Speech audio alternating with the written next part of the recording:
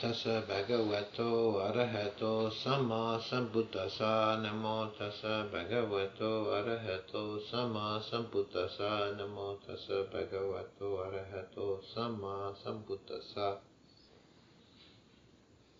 This afternoon, I thought I would say a few words about the stations of rebirth. At the present moment, we are in the human existence, and it's very easy for us to take that for granted and not to realize or understand what a rare and precious type of existence this is. We tend to think that there's lots of humans. Population is quite numerous, but in comparison to all the beings in the lower realms, human numbers are minuscule. Even if we just consider the animal existence, the various fish in the sea and small animals like insects and worms, their numbers are unbelievably vast, uncountable. This was something that the Buddha made a point of emphasizing in different ways. It's much easier to fall into a lower rebirth than to take human birth or higher. And the lower realms are more numerous by far.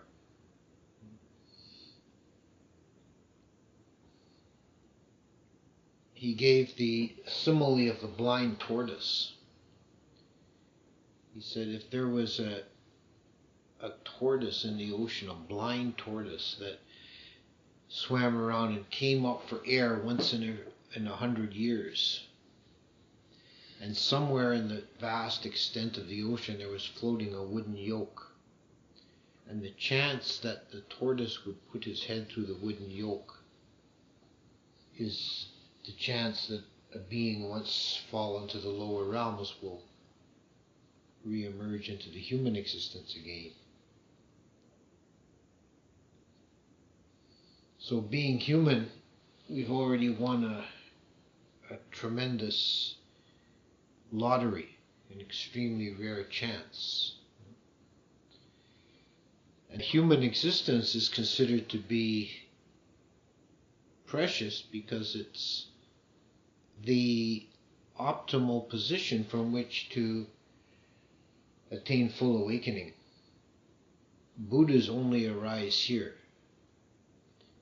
and it's not possible for any being in a lower realm to attain to the unconditioned. And it's more difficult, it's possible but more difficult for the beings in the higher realms. The reason being that in the human existence we have a balance of pleasure and pain. We have enough suffering and pain to realize that there's a problem with existence. But for most human beings, most of the time, they're not constantly overwhelmed with suffering as the beings in the lower realms. We have enough ease, enough space to be able to explore and practice. And not only to realize that there's suffering, but to investigate what can we do about it. So in the higher realms, they have so much pleasure and bliss, and the existence is so struggle-free that they don't experience that there's an issue. So though there are rare cases of Dewas attaining to stream entry, it's much more rare and difficult in the Dewa realm, and is quite impossible in the lower realms.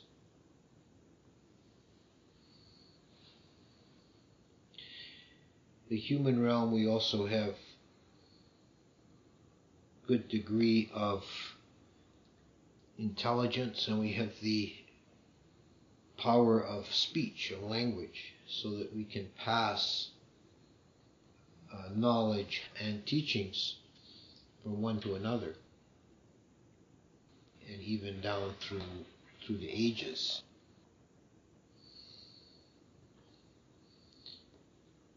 Like all the other realms, the human realm does have a high degree of variability within it. There are certainly positions within the human realm that are more fortunate and blessed than others. There are degrees of suffering and degrees of pleasure. And these are all determined by our karma, the karma that we've made in the past determines our condition. There's a sutta where the Buddha talks particularly focusing on the human realm about various possibilities of rebirth and generalized reasons for those conditions. One who's born into a strong, healthy body, and another one is born into a weak, sickly body. And the reason is that in past times, one was caring and nurturing of helpful of other beings, and one was neglectful or hurtful to other beings. Some beings are born beautiful and some are born ugly, and the reason being that in past times, the ones who had kindly, open-hearted dispositions, they are born beautiful, and the ones that are mean-spirited and nasty, they're born ugly. The ones who are generous and open-handed, they're born into high caste, wealthy families. The ones who are miserly and clutching of their possessions, they're born into poverty. Ones who take an interest in the Dhamma, study the Dhamma, listen to Dhamma talks, read the scriptures, they're born with high intelligence. Ones who take no interest in learning the Dhamma, they're born with low intelligence, and so on. So the various possibilities within the human realm. But our karma that we make can also take us into births outside of the human existence.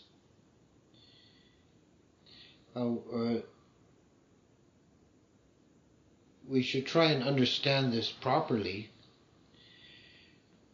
and not to impose a model of reward and punishment, because it's not misleading. That's not really the idea. The idea of karma is that actions have results, and it's best seen as a kind of a natural law, a playing out of our experience of reality based on what we do. And I think one way to understand it in the general sense of stations of rebirth is that by our actions, by our thoughts and speech, and particularly our actions, we color our consciousness. We set a tone, a frequency, as you might say, for consciousness, so that when we die and the time comes to take a rebirth, then we've tuned our consciousness into another station, so to speak. And I think you can see this in uh, in the life, in the way individual human beings carry out their life. Some of them are already in this life not going much beyond the animal level of existence. Feeding, fighting, and fornicating is the animal level of existence. They don't go much beyond that. Others live in a heavenly way, are very moral and upright and refined in their ways, very generous and kind-spirited and helpful. And they're already tuning their consciousness to a Dewa level.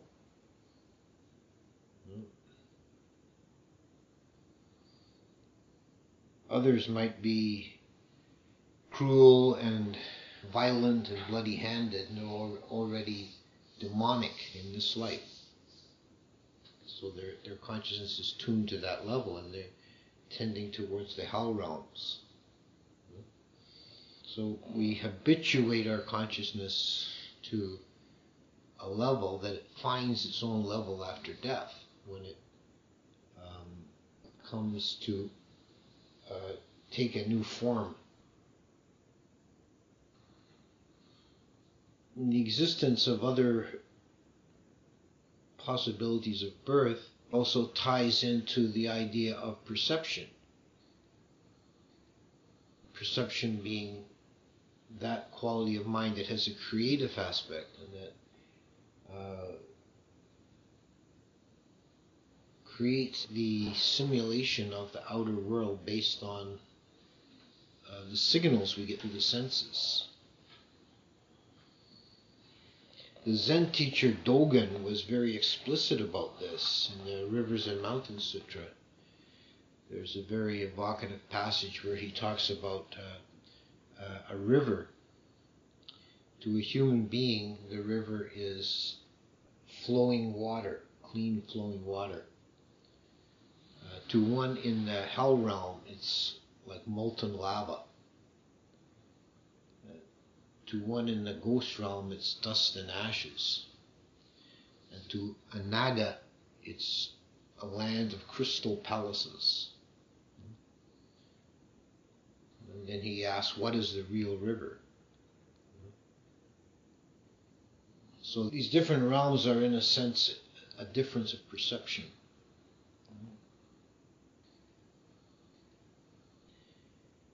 We talk about the lower realms and the higher realms. The lower realms are those below the human level, and they're generalized as three. There's Naraya, the hell realms. There's the Peta realms, the realms of the ghosts. And there's the animal realm. The animal realm shares the same cosmological space as the human realm. And generally speaking, the animals are visible to us and share our same, to some degree, they share the same sort of perceptual frequency. But the animals do have their own unique perceptual levels. Consider the world a bat lives in.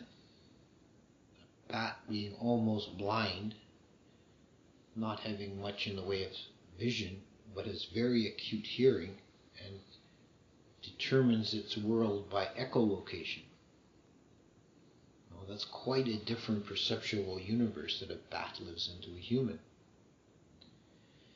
And all kinds of animals have different ranges of senses. The sense apparatus is different. And the animal realm is said to be the most variegated of all the realms. There's the widest range within the animal realm. Most of the animal existences are full of suffering, from fear. They're always afraid of being caught and eaten by other animals or by humans. There are some positions within the animal realm that are pleasurable, and the old Buddhist text mentions, for examples, royal elephants and horses. But I think we could say, nowadays, like pampered house pets, dogs and cats, they have a more easy, pleasant existence than many humans. But these are exceptions within the broad numbers of the animal realm. Much of the suffering experienced in the animal realm is inflicted by humans. We trap them and hunt them and keep them in cages and everything else. And they inflict suffering on each other. The animals live by hunting and killing. They're either prey or predator.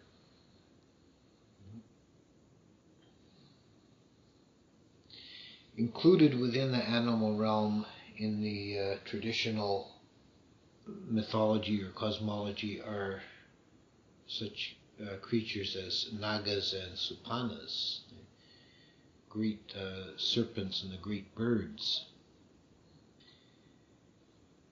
And it's explicitly stated that even these cannot attain to liberation in that form. There are stories about nagas who are spiritually inclined, and they practice the 8 precepts on the Posada days, and they try to keep a good morality. But it's always stated that their aim, their goal, is to take a rebirth in a Dewa realm. It's not possible for them to attain liberation.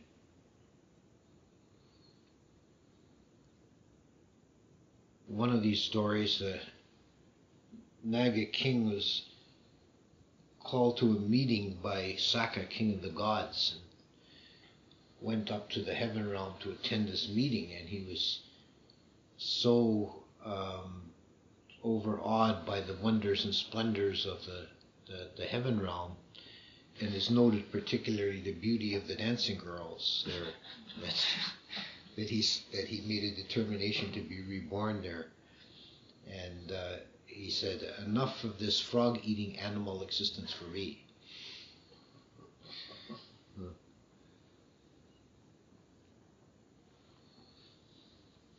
The ghost realm, a Peta realm, is one that I think we could say overlaps to some degree within our perceptual or cosmological space. Certainly worldwide, I think more people have experienced contact with the ghost realm than they have with the Dewa realm. It's extremely rare for people to have contact with Dewas, but many people have seen or felt ghostly presence. The Peta's realm is a realm of suffering. There's a very unfortunate state to be in existence as a Peta. And it seems to be also a state of confusion, because very often the Peta doesn't realize that he is a Peta. In some of the stories it becomes evident that they don't understand that they're dead. And they suffer because they can't do the things that they used to do as a human being. And I think generally we could say about the Petas that it's a suffering of craving, that impossibility of fulfilling their cravings.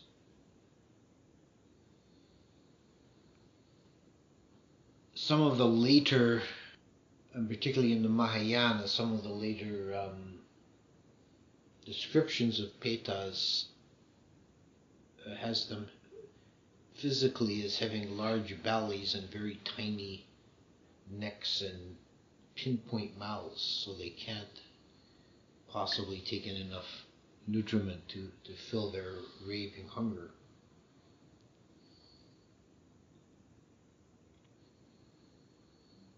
There are stories in the commentaries of many stories about Petas and their inability to satisfy their hunger and thirst.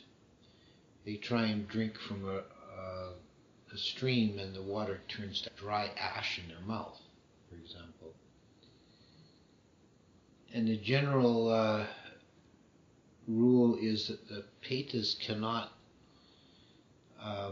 benefit from, it's impossible to give anything directly to a Peta to help them directly, but if a gift is given with the aspiration, may this help those in the Peta realm, then they have kind of a magical experience of the object.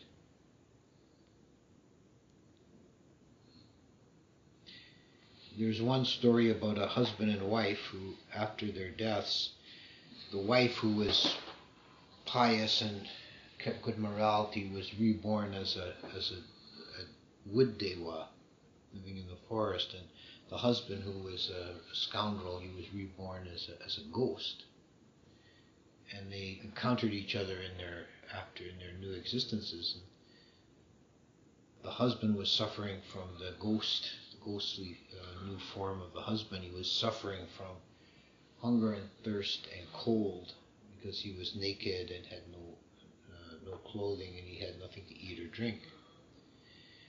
And the wife, who's now a dewa living in a comfortable dewa existence in a dwelling in the forest, she tried to give him blankets to wear, but as soon as he put them on, they turned into red-hot iron sheets and burned him. She tried to give him water to drink, and it just turned to ash. And it was only after some time Arahant Bhikkhu passed through the area, and with his psychic powers he could see these beings. And she asked him, "How can I help my husband?" And he said, "You cannot help him directly, but if you make an offering to me, it will benefit him." And she offered some robe cloth to the bhikkhu, and then the ghost became dressed in beautiful garments. She gave him some water, and the ghost had to drink, and so on.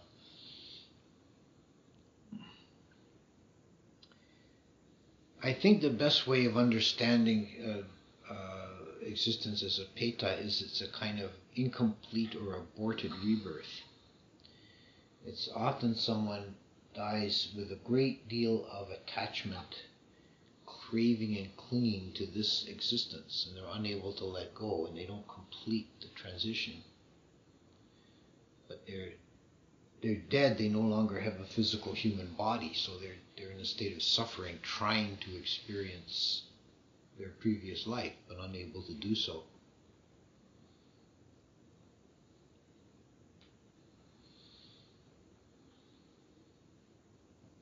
The time spent in the ghost realm varies, can be anything from a few days to many hundreds of years.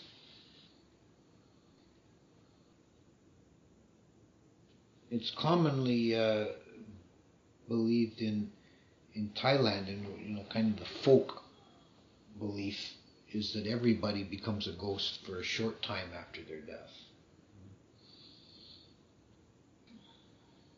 So in that kind of a case, it's not really a form of existence, it's a transition.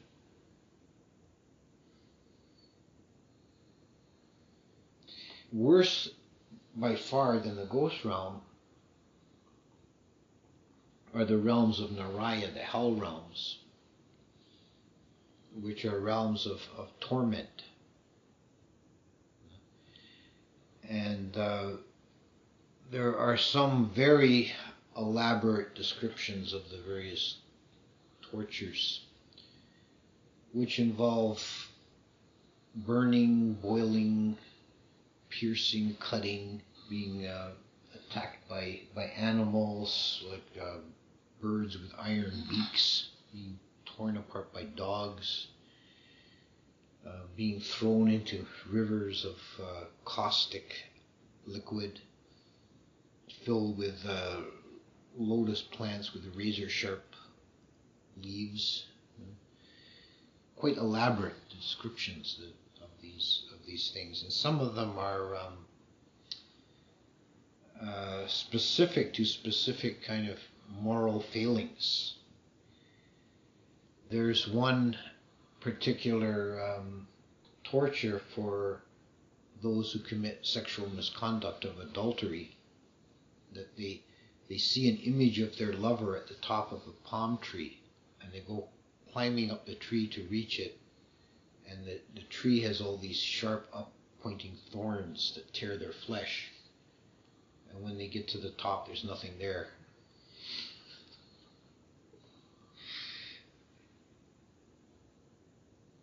When I first went to Punnadhammo, I think it was my very first day there, and I arrived as a layperson in the lay guest house.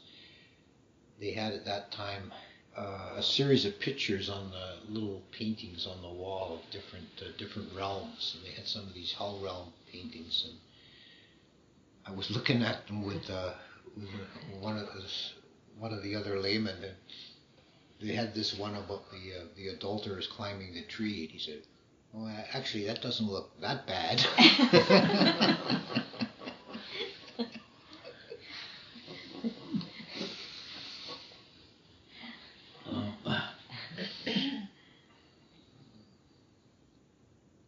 There's another one for slanderers and liars having their tongue dragged out by, there's a hook put through their tongue, and then it's dragged out by oxen until it's stretched out over a whole big field, and then they run red hot iron plows over it. Well, the level of color and detail and imagination in these hell realm descriptions is quite prolific. I don't think Dante had anything on the Buddhist commentators in these regards.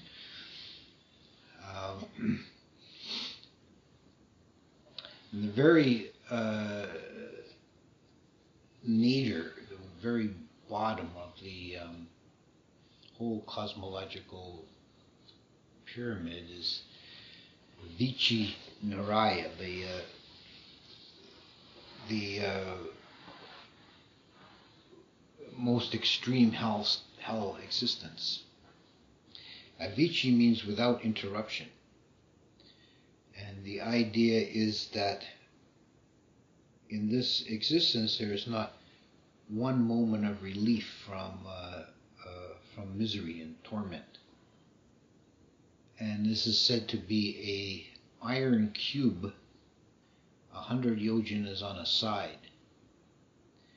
And it's so crammed with beings. It's one of the sufferings is it's impossible to move. It's so packed with beings that anytime you move, you're poking somebody. Flames shoot out constantly from the ceiling down to the floor, from the floor to the ceiling, from the east wall to the west wall, from the west wall to the east wall. And the thing is so red hot, glowing hot, that if anyone could approach it from the outside, within a few yojanas of distance, your eyes would burn out and you'd be blinded.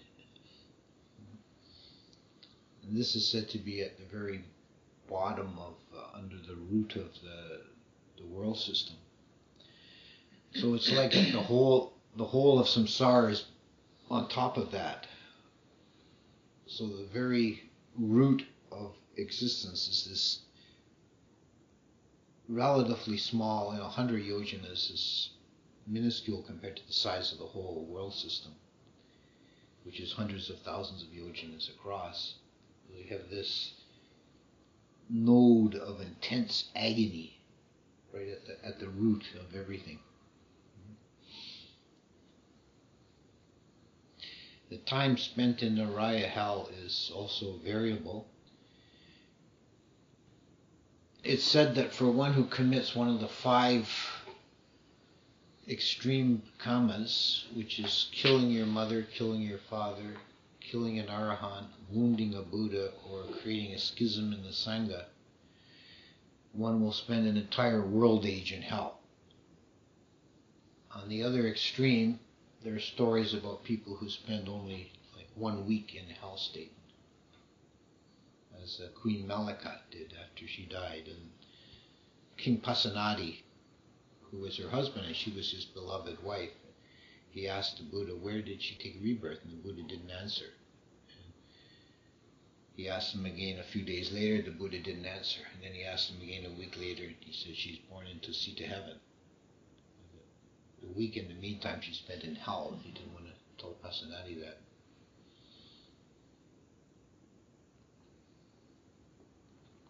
Going in the other direction, from the human rebirth, there is a range of increasingly refined higher rebirths of Deva realms, the Brahma realms, and the realms of the formless, to break them down into the most general categories.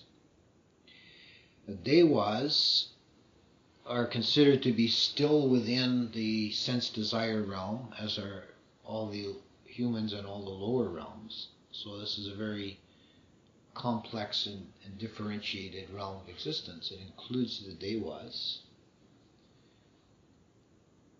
Devas are beings that are very long-lived, very beautiful of appearance, and enjoy an existence without any kind of gross suffering, and filled with all kinds of sensual delights. And there's a range of Devas. The very lowest form are the Bhuma Devas, of which there are different kinds, but they are the earthbound Devas. They're like the beings that live in the forests. Some live in the sea, or in buildings. There are town Devas that live in gateways and things like that, that are mentioned. But mostly we hear about the forest Devas that live in trees or in grottos and things in the forest.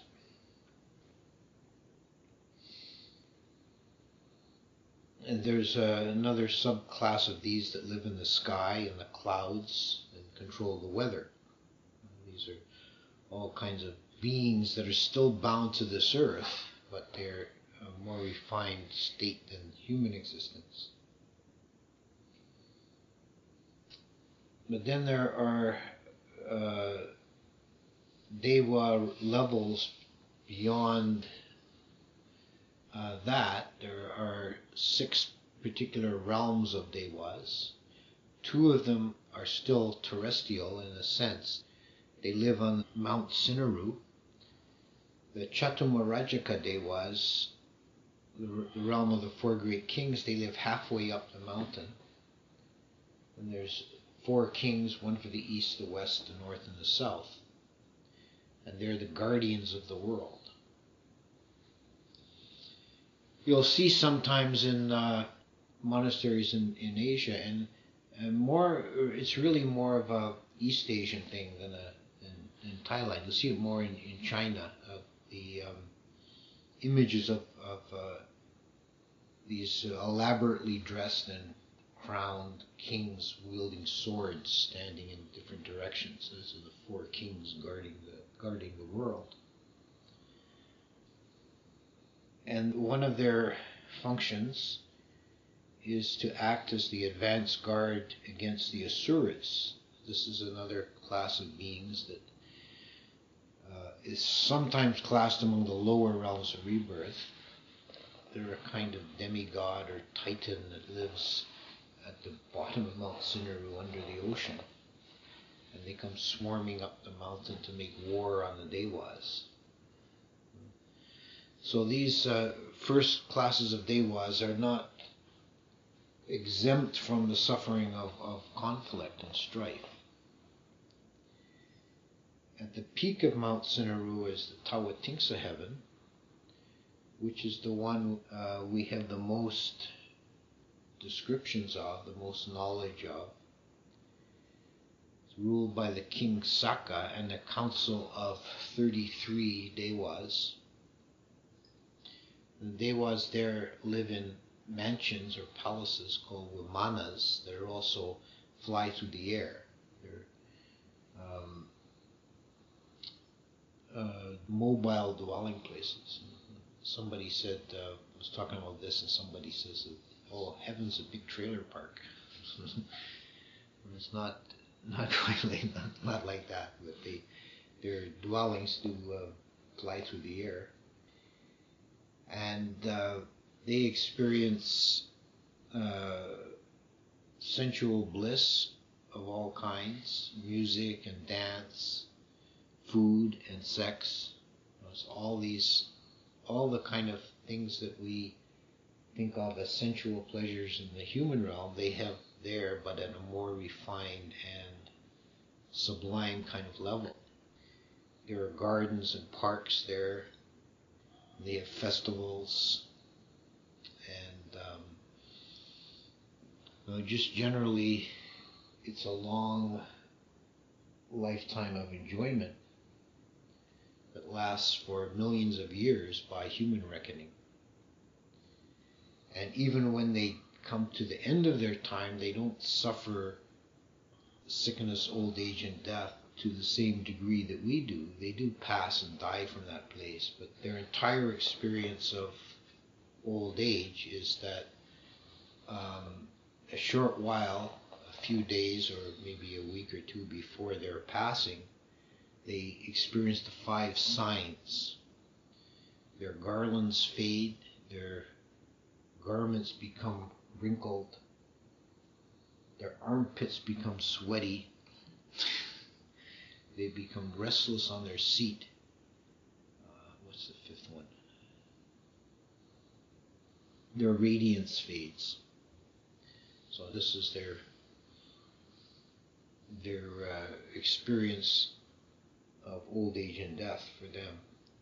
And then when they actually die, they just disappear. The same when they're born, they don't reproduce. They do have sex for pleasure, but they don't reproduce sexually. When someone is born into that realm, they just appear. They just suddenly there. The palace that they're born into, if they're at a high enough level to merit their own palace, that palace appears there before them. It's made by the karma of their deeds while they're on earth, and it stands empty waiting for them. And then when they're reborn into their palace.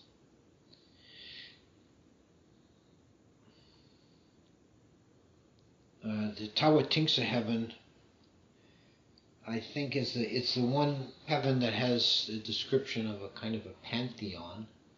There's the king of the gods, Saka, and there's some other gods named, like Wesakama, the architect of the gods. And some others that are just basically names, Vajuna and Varuna and so on, but we don't have a list anywhere of the full 33.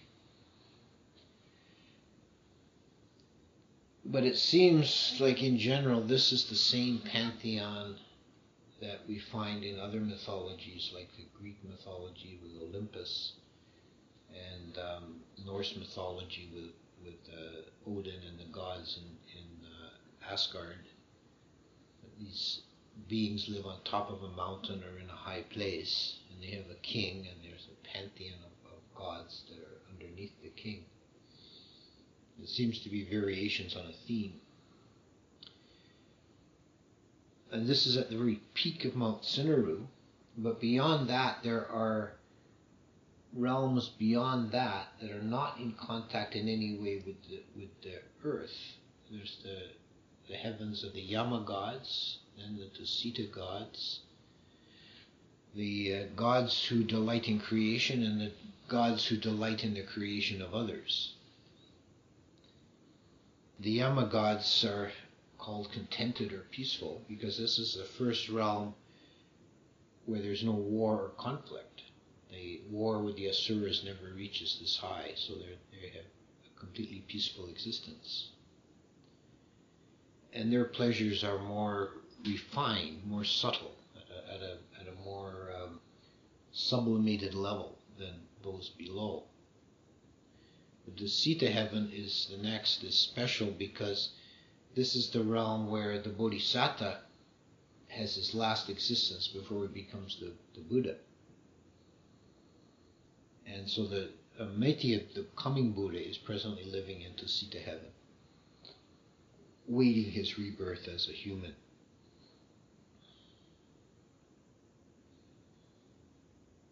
There's a story about a man who was on his deathbed, and his family was gathered around, and they called in monks to do the chanting for him.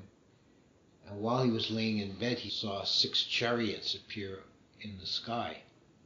And the charioteers they were from the 6 different heavens, and they were all calling to him, come to us. And he said, go away, I'm not ready. And the monks thought he was talking to them, and they took offense and left. But he actually wanted to hear the chanting. And then the gods were still up in their chariots calling to him, and so he asked his daughter, he said, my dear, the gods are each calling me to their heaven, which one should I choose? And she said, you should choose to Sita heaven, because there dwells the Bodhisattva. So he had a garland of flowers that someone had, they surrounded him with flowers and things. He had picked up a garland of flowers, and he threw it over the neck of the horse on the chariot from the Sita heaven. And the family standing around saw the garland in space, just standing in space. But he saw it around the neck of the horse, and the other ones all disappeared. And he went in his ghostly form and sat in the chariot and went off to heaven, to Sita heaven. So there's sometimes an aspiration for people to be reborn into Sita for that reason. The gods who delight in creation is a new level of refinement of sense pleasures, in that in the lower heavens lower than that, sense pleasures are created by your past karma. But here, the power of your karma is such that you can create any pleasure you wish with your mind.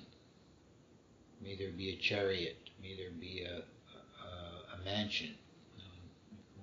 You do your own decorating, and just everything you just create with your mind.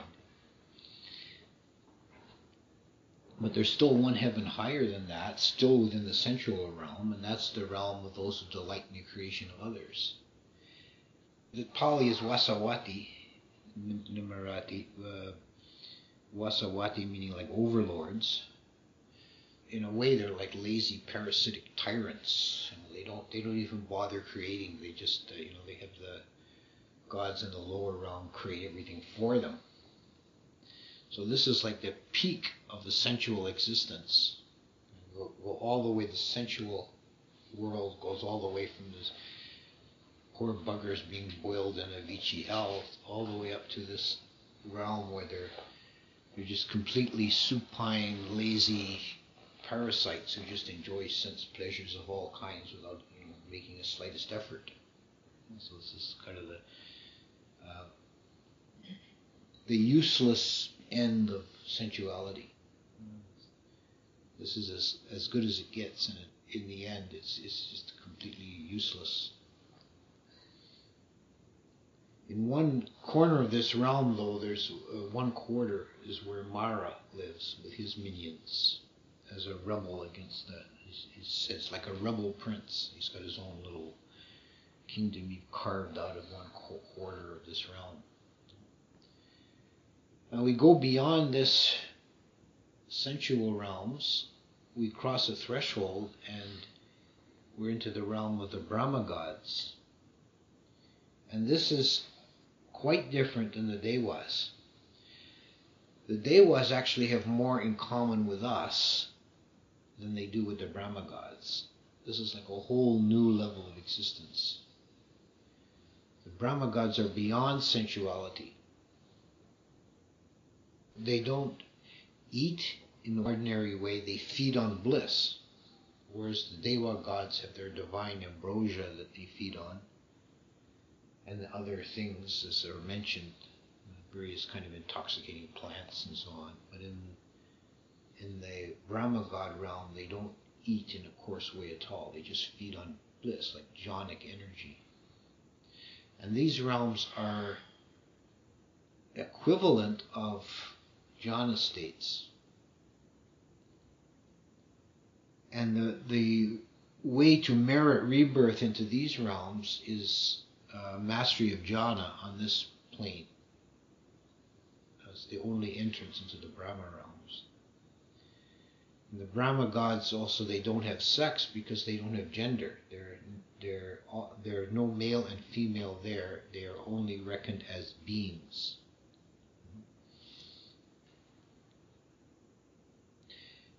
And they're variegated into various levels. It's a fairly complicated system, but it can be simplified in that there's 3 levels that are equivalent to first jhana, and there's the various grades of Brahmas within that realm, but they all have the first jhana level consciousness.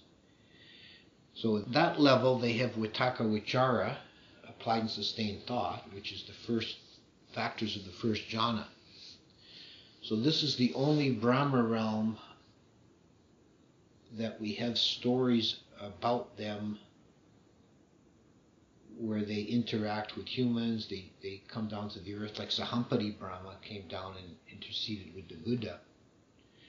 And we have several cases of them, like Sahampati and others, Sanana Kumara and others, where we have their names, that they're named as individuals. Because Vitakka Vichara is the mental energy that is also behind cognitive thought and speech. So that's going on in the first Brahma level, so they can still sort of act in the world. But in the second level, which is equivalent, second jhana level, and again there's 3 grades of them, but it's the second level. This is equivalent to second jhana. There's no Vitakka Vichara, so we don't hear about them as individuals. There's no particular stories about them. They dwell in rapture and bliss, and then the third level in bliss only, and then the 4th level is equanimity. Then there's a couple of other special places that are reckoned as within this level of existence. One is the realm of the unconscious beings. These are beings who practiced, when they were yogis in the human existence, they practiced suppression of consciousness and perception, believing that consciousness and perception was the cause of all suffering. So they basically anesthetize themselves, and they're reborn in this realm, and they exist for eons of time without any conscious experience, sitting like statues. And the first time a thought occurs to them, they fall from that realm and appear somewhere else.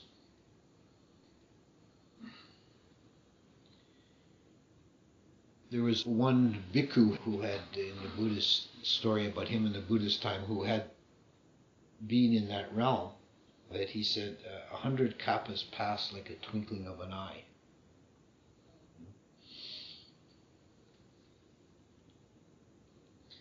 And then at the very top of these realms are the 5 realms of the Pure Lands, the Sudawasa, which are a special case. They're not really equivalent to the Brahmas or the Jhanas, but they're included within this general category. And this is where anagamis go when they die. This is the 3rd level of enlightenment, someone who's not quite an arahant. So they still take rebirth, but they've transcended sensuality altogether, so they can't be reborn in the sensual realms. So they have this special place to go, where they just continue their existence until they become an arahant. And then finally, beyond all these, are the 4 realms of the formless, the mind-only existences, which we could say samsara at its bare minimum is still conditioned existence, but at an extreme minimalist. There's no physical form, no materiality whatsoever. There's mind only. This is very difficult for us to imagine, this existence, because our consciousness is so bound up with physicality. For example, one of the qualities of the physical existence is location. Like put a latitude and a longitude and an altitude and define a point. That's a physical attribute. But that doesn't apply to the beings in the mind-only existence. So you can't say they're here or there or anywhere at all, particularly, because they're only mind. There's no reference to matter or physical reality. There are 4 levels of these. The first one, there's still some slight reference to space. It's the realm of boundless space. But after that, we're completely beyond. There's a realm of nothingness, or the realm of boundless consciousness, the realm of nothingness, and the realm of neither perception or non-perception. So all of these are considered stations of rebirth, possible places where one can take form depending on your karma. They're all conditioned. They're all samsara. And the alternative is unconditioned, nibbana, which has nothing to do with any state of rebirth. It's beyond, it's an escape from the cycle of rebirth. Because even the most refined or pleasurable existences within samsara are still marked by the 3 characteristics and are still subject to impermanence.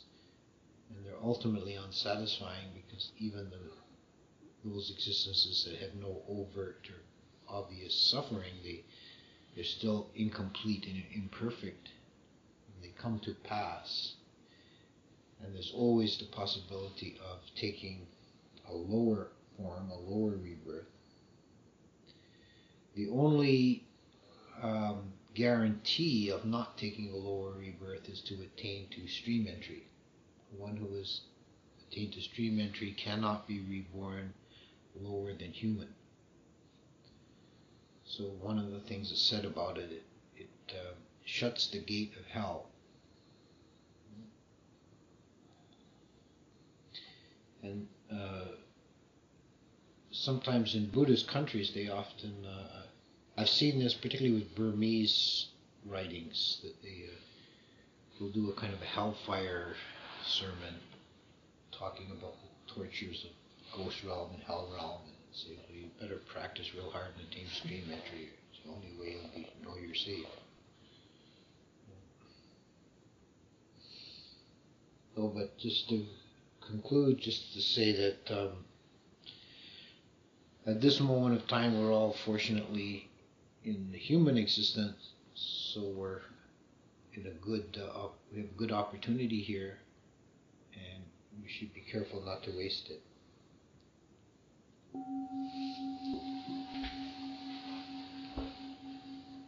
Kandamayam Dhammakataya Sadhukaram Dharamase Sadhu, sadhu, sadhu, Namo Dhamma.